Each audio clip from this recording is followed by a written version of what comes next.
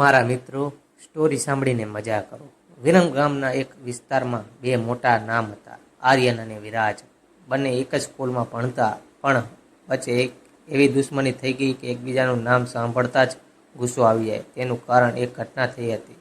એક દિવસ ક્રિકેટ રમતા રમતા ઝઘડો થયો. નાની વાત મોટી બની ગઈ. આર્યને વિરાજને બધાના આગળ અપમાનિત કર્યો અને એ દિવસથી વિરાજે કસમ ખાધી, આર્યનને એક દિવસ હું તને જરૂર જણાવીશ ને હરાવીશ. વર્ષો પસાર થયા. આર્યન હવે એક સફળ બિઝનેસમેન બન્યો. વિરાજ પણ પાછળ નહોતો. તે એક લોકલ ડોન બની ગયો. શહેરમાં બંનેની પાવર હતી, પણ રસ્તા અલગ. એક રાતે આર્યન પર અચાનક હુમલો થયો. ગોળીઓના અવાજથી આખું વિસ્તાર ગુંજી ઉઠ્યું.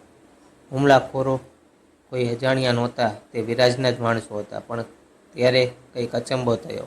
વિરાજ પોતે જ ત્યાં પહોંચ્યો અને પોતાના જ માણસોને અટકાવી દીધા. આર્યન આશ્ચર્યમાં પડી ગયો. તું મને મારવા આવ્યો હતો ને? હવે કેમ બચાવી રહ્યો છે? વિરાજ થોડો શાંત થઈને બોલ્યો, હું તારો દુશ્મન છું, પણ દગાખોર નથી. તને મારવાનો હક ફક્ત મારો જ છે. બંને વચ્ચે ફરી ટક્કર શરૂ થઈ, પણ એ રાત પછી બધું બદલાઈ ગયું. વિરાજને ખબર પડી કે આર્યન પર હુમલો પાછળ કરવાવાળો કોઈ ત્રીજો માણસ છે, જે બંનેને લડાવીને પોતાનો ફાયદો ઉઠાવવા માંગે છે. હવે શું?